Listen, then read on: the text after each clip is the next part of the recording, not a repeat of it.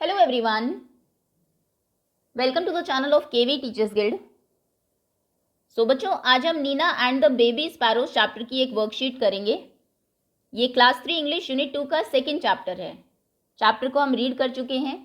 NCERT के question answers भी हमने प्रीवियस वीडियोस में कवर कर लिए हैं। अभी केवीएस की वर्कशीट में जो कुछ एक्स्ट्रा क्वेश्चंस गिवन है हम उन्हें डिस्कस करेंगे। तो पहला क्वेश्चन है, read the following passage from the chapter and answer the questions that follow. Chapter से एक पैसेज आपको गिवन है, उसको रीड करिए और क्वेश्चंस को आंसर करिए। ये आपने जनरली देखा होगा केवीएस की वर्कशीट्स में पहला क्वेश्चन यही होता है और रीज़न उसका ये है कि थर्ड ऑनवर्ड्स जितने भी आपके एग्जाम्स होंगे, पीरियोडिक टेस्ट, हाफ ईयरली और एनुअल एग्जामिनेशन, उन सभी में एक सीन पैसेज का क्वेश्चन होता है जहाँ पर ऐसे ही आपकी बुक के किसी चैप्टर का एक पैसेज आपको दिया होगा एंड देन उस पर बेस्ड कुछ क्वेश्चंस पूछे गए होंगे, तो उसकी प्रैक्टिस के लिए ये क्वेश्चन दिया जाता है। So they are just beginning to get feathers, अभी उनके पंख आ रहे हैं and growing up makes them so hungry, और क्योंकि वो बड़े हो रहे हैं तो उन्हें भूख ज़्यादा लगती है। All day long they cry cheep cheep asking for food, सारा दिन वो चीप चीप करके चिल्लाते रहते हैं, खाना मांगते रहते हैं। ये नीना बता रही है अपनी मदर को। I see said mother, if we go, अब अगर हम यहाँ से चले जाते हैं, the whole place will be locked, तो पूरे घर को हमें लॉक करना पड़ेगा। And how will papa and mama sparrows feed their babies, तो उन बेबीज को उनके पेरेंट्स कैसे फीड करेंगे, फिर खाना कैसे खिलाएंगे। Oh Nina cried mother giving her a big hug, तो मदर हग करती है नीना को और कहती है, is that why you don't want to go to the wedding, क्या इस वजह से तुम शादी में नहीं जा रही हो। But that's no problem at all, लेकिन ये तो कोई प्रॉब्लम ही नहीं है। We will leave the windows open, window open, हम एक खिड़की को खुला रखेंगे। ओके, क्वेश्चन देखते हैं। पहला क्वेश्चन है, who were just beginning to get feathers, किनके अभी पंख निकल रहे थे। सो बेबी स्पैरोज के पंख आ रहे थे। Answer will be baby sparrows were just beginning to get feathers. Second question is, what sound do the baby sparrows make while crying, जब वो क्राई कर रहे हैं, चिल्ला रहे हैं, रो रहे हैं, तो कौन सी साउंड वो प्रोड्यूस करते थे। Cheep cheep. Third question is, which statement in the above passage shows that Nina was too worried about sparrows, कौन सी वो स्टेटमेंट है आपके पैसेज में जिससे आपको ये पता लगता है कि नीना बहुत वरीड थी, बहुत चिंता थी उसको बेबी स्पैरोज की। सो जब वो अपनी मदर को कहती है, if we go the whole place will be locked and how will papa and mama sparrows feed their babies, ये क्वेश्चन नंबर 3 का आंसर है कि हमारे जाने के बाद उन बेबी स्पैरोज को खाना कौन और कैसे खिलाएगा। Next is, what did her mother suggest Nina, mother ने नीना को क्या सजेस्ट किया। उन्होंने सजेस्ट किया, she suggests that they will leave a window open, कि वो एक विंडो को खुला ही छोड़ जाएंगे। Okay, second question is, state T for true and F for false statements, कुछ स्टेटमेंट्स आपको दी है, आपको बताना है वो ट्रू है या फॉल्स है। First statement is, Nina's uncle was getting married, false statement है, her aunt was getting married. Next is, Nina did not purchase anything from the market, market से नीना ने कुछ नहीं लिया, ट्रू स्टेटमेंट है, बिकॉज उसको बहुत चिंता थी बेबी स्पैरोज की। The nest was on the book shelf, true statement है, नीना के रूम में उसके बुक शेल्फ के ऊपर वो नेस्ट था। Nina was sad after coming from Delhi, false statement है, she was sad before going to Delhi, आने के बाद वो बहुत खुश थी। False. There were 3 baby sparrows in the nest. There were 2 baby sparrows in the nest. Nina's sister was getting married. नहीं, उनकी आंट की शादी थी। Nina's mother took her to market to buy her some toys. कुछ toys खरीदने के लिए वो मार्केट गए। नहीं, वो कुछ नई ड्रेसेस खरीदने के लिए गए थे। Nina was extremely happy. False statement है, in the beginning she was sad. End में वो खुश थी लेकिन। Next is, baby sparrows flew away when Nina came back from wedding. Baby sparrows उड़ चुके थे जब तक वो वेडिंग से वापस आई। फॉल्स स्टेटमेंट है, उन्होंने उड़ना सीख लिया था। They were flying all over the room, लेकिन वो तब तक उड़े नहीं थे वहां से। False.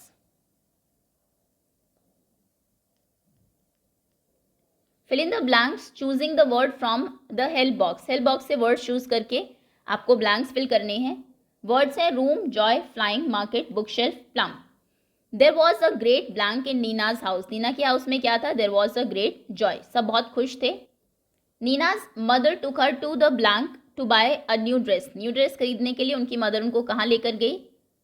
To the market. Next, there was a baby sparrows nest on the blank in the Nina's blank on the bookshelf in Nina's room. Nina के रूम में बुक शेल्फ के ऊपर वो नेस्ट था. नेक्स्ट, when नीना रिटर्न, जब वो वापस आती है, there were 2 blank little sparrows blank all over the room. 2 plump little sparrows, वो जो little sparrows थे वो बहुत fat and healthy थे. So plump baby sparrows flying, और उड़ रहे थे all over the room. Now some very short answer type questions. Where did Nina's mother take her? Nina की मदर उसको लेकर कहाँ गई थी? So she took her to the market. वो उसको लेकर मार्केट गई थी एक नई ड्रेस लेने के लिए. Nina's mother took her to the market. Next is, what did Nina's mother ask her after lunch? Nina की मदर ने लंच के बाद उससे क्या पूछा? Nina's mother asked her why she said no to everything. कि उसने मार्केट से कुछ क्यों नहीं लिया, सभी चीज़ों को मना क्यों कर दिया? No to everything. Next is, what idea did the mother give to Nina? ये हमने क्वेश्चन पहले भी किया है. क्या आइडिया उन्होंने दिया? To leave a window open, कि वो एक विंडो को ओपन रहने देंगे. Next, What sound do the baby sparrow make while crying? कौन सी साउंड वो प्रोड्यूस करते थे? Cheep cheep. Next, now some short answer type questions. Why was there great joy in Nina's house? Nina के घर में सब इतने खुश क्यों थे? So there was great joy in Nina's house because her aunt was getting married.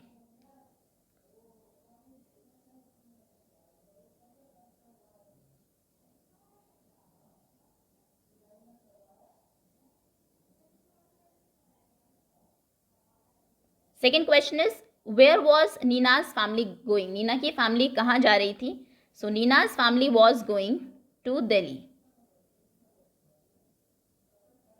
Next is, why was Nina upset? Nina upset क्यों थी? So Nina was upset because she was worried about 2 baby sparrows in her room. She was worried about baby sparrows.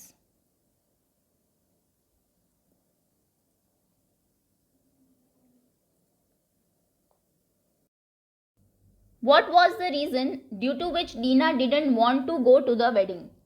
क्या reason था कि नीना शादी में नहीं जाना चाहती थी? क्योंकि वो सोच रही थी कि अगर सभी फैमिली मेंबर्स चले जाएंगे, because if all the family members left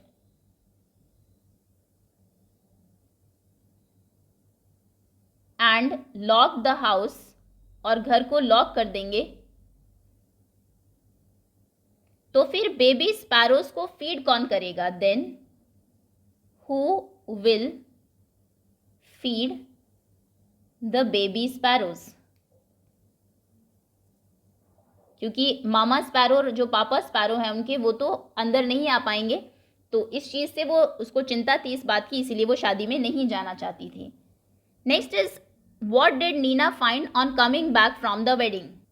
शादी से वापस आकर उसने क्या पाया, क्या देखा? So she found 2 plump baby sparrows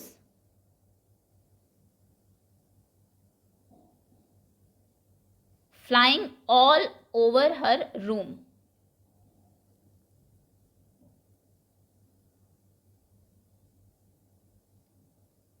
What do baby sparrows cry for whole day? पूरा दिन बेबी स्पैरोज किसके लिए चिल्लाते रहते थे?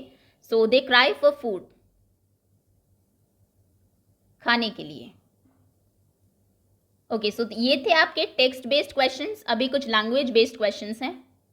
Match the following words in column A with the meaning in B. यहाँ पर वर्ड्स गिवन है, इधर आपको मीनिंग दिए हैं, मैच करना है आपको.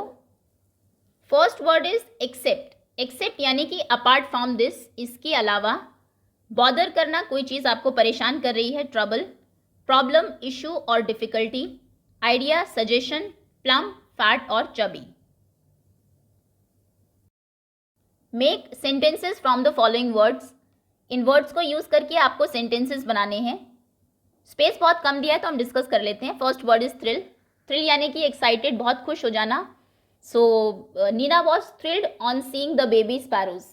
बेबी स्पैरोज को देखकर वो बहुत खुश हो गई। Next is perfect. जरूरी नहीं है आप बुक से ही सेंटेंस बनाएं, अपनी तरफ से भी बना सकते हैं, जैसे this dress is looking perfect on you.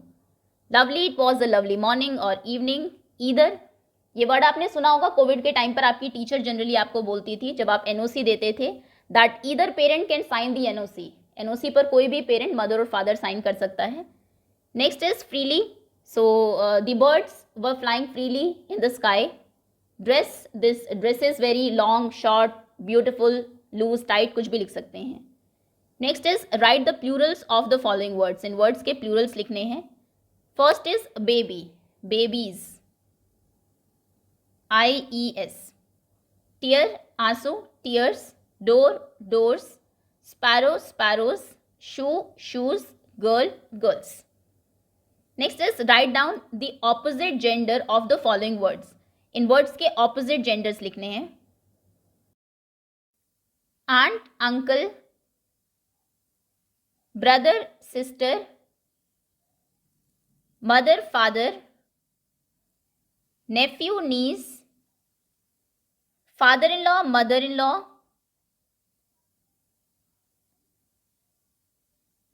horse, mare, fox, vixen, prince, princess, bull, cow,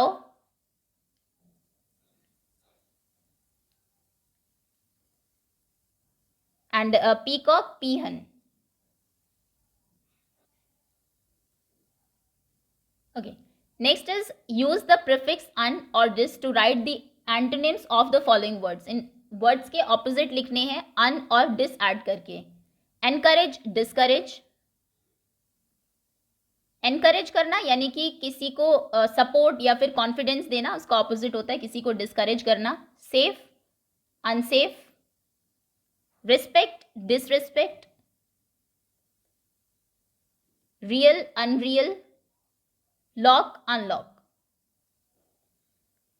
Okay, next is given below are the pictures associated with the story of Nina and the baby sparrows. Taking hints from the picture, write the picture story in your own words. आपको अपने words में story लिखनी है यहाँ पर।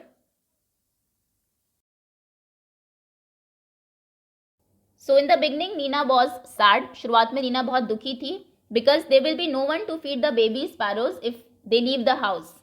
अगर वो घर को छोड़कर चले जाते हैं तो बेबी स्पैरोज को खिलाने वाला कोई भी नहीं होगा।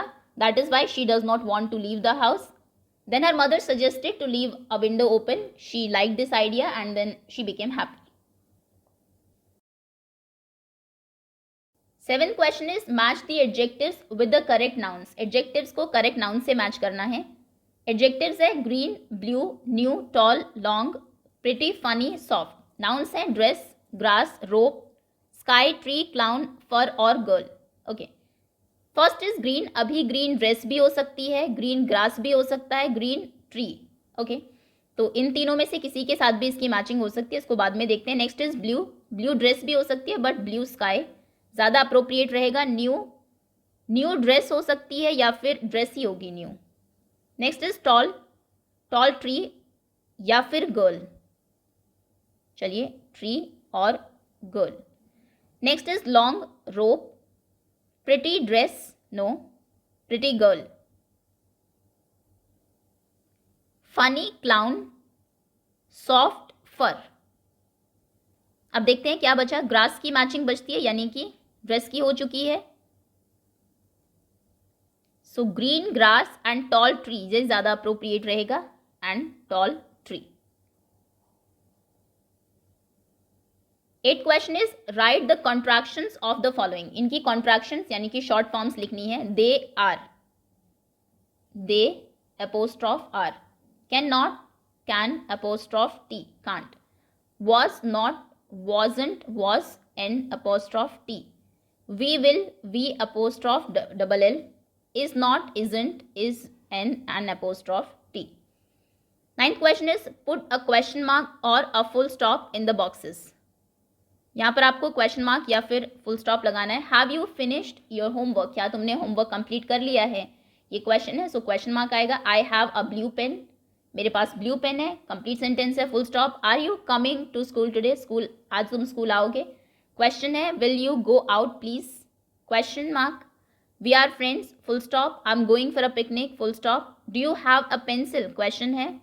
She is my class teacher, full stop.